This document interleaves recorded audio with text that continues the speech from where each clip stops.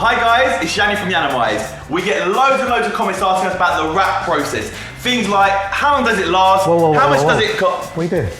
I'm Sales and Operations Manager here. I'll answer this. Take a seat. Leave it to me. So guys, like Jan was saying, we're going to go through the wrap process now. I'm going to do my best to answer as many questions as possible. How long does it last? How much does it cost?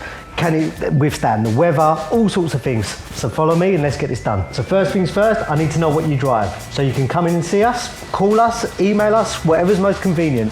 Tell me what you got and we'll take it from there. I need to know specifics on your car.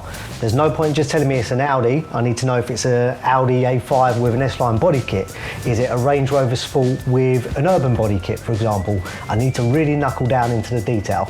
I need to know what colour your car is now. Believe it or not, it makes a big difference. If your car is red and you want to put a satin black wrap on it, I'd suggest we do the door shuts on your car.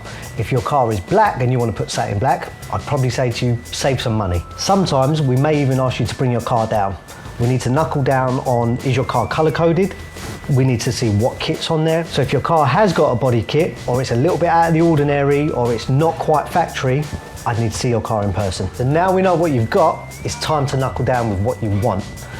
We can start going through colors, whether you want a black roof, black wing mirrors, do you want your wheels painted, do you want calipers painted, do you want window tint? So next, it's time to choose your color or colors. There are literally hundreds and hundreds. So for pretty much every colour, there's a gloss, a matte and a satin version. Gloss will look like a painted finish. Matte would be as if you're back at school looking at the blackboard. Satin is somewhere in the middle. So it's not quite dead and flat like a matte, but not as high gloss as a gloss. So it's more of a silky finish. Now we've got your colour, let's go through the finer details of your car. Let's go downstairs. So guys, this is a door return. That is the door shut. Just in case you're wondering. Depending on the colour of the wrap you chose, this is where I would advise whether you do the shuts and returns. If your car's red and you choose grey, I'd probably suggest that you do the door shuts because you don't want to look odd when you open the doors. If your car's black and you go grey, or in fact any colour on a black, shouldn't really make a difference. So let's decide what we're going to do with your car. Are we going to go one colour or are we going to break it up? For example, we have the colour of the car and then we have black wing mirrors. Do you want black trims around the window, so all your chromes to go black as well? Spoiler on the back of the car. All of those will make a difference. They're totally up to you. So now we've decided it's time to choose your extras. Do you want window tints, your wheels painted, your calipers painted? Things like that. Make a choice. So now it's time to get your car booked in. This is undoubtedly the hardest part of the job for me. Everyone wants to get their car done yesterday. We normally run an 8 to 9 week wait list approximately. If I can get you in earlier, I will. Next, it's time to leave a deposit. You leave your deposit, we order your vinyl, and once that vinyl's in, there's no turning back. So booking date has arrived. First things first, let's go over your job. Let's bulletproof everything we've discussed previously. We'll go over the colour, the stripes. Are we doing shuts and returns? Absolutely everything so we know what's going on. Then we'll get the guys downstairs to check your car. We check for stone chips, we check for operation of windows, convertible roofs, we check for everything. Any kind of damage on the car, we'll make you aware, we'll get you to sign and you're good to go. Also, before you leave, we'll check to make sure it's okay to post your car up on social media. So next, we print a job sheet in the office here.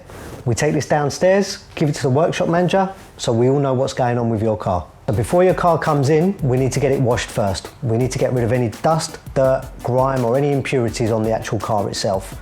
If you don't, you're going to have impurities under the vinyl as well.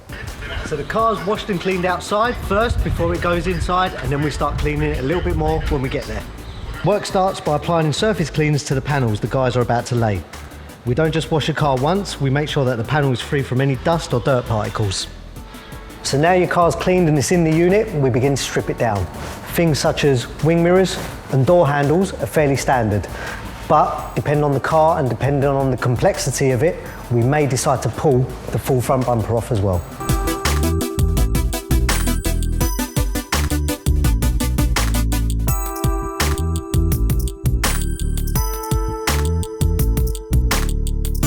All parts are placed on a corresponding shelf. Each bay has its own shelf.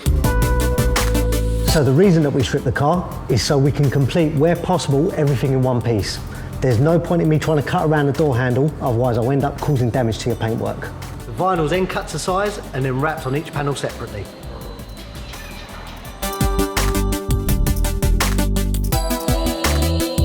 Each wrap is equipped with a number of tools to get this job done. Squeegee, used to lay the vinyl and remove air bubbles.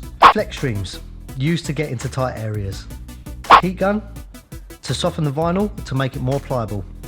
Surface cleaner, to clean the surface of a car from dust and dirt. Microfibre cloth, to wipe down the panels that we're working on. Cutting tape, for cutting vinyl on a car without damaging the paintwork. Blades, used to trim vinyls between panels, but never directly on a panel. Tweezers, to pull vinyl from hard to reach areas. Snitty, to easily cut the vinyl to size. Tape measure, masking tape.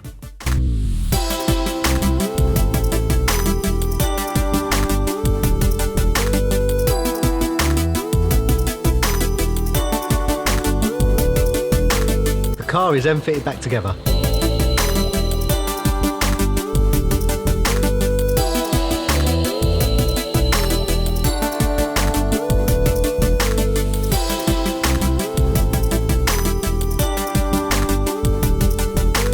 Now the car's complete, it's handed over to Alex to make sure that quality control's on point. He'll check for any imperfections. If there is any, we'll make sure they're done before the car goes out. So that's pretty much the wrap process. You've seen what we do and how we do it. So we're now upstairs. I'm going to try and answer a couple of questions we get asked quite a bit.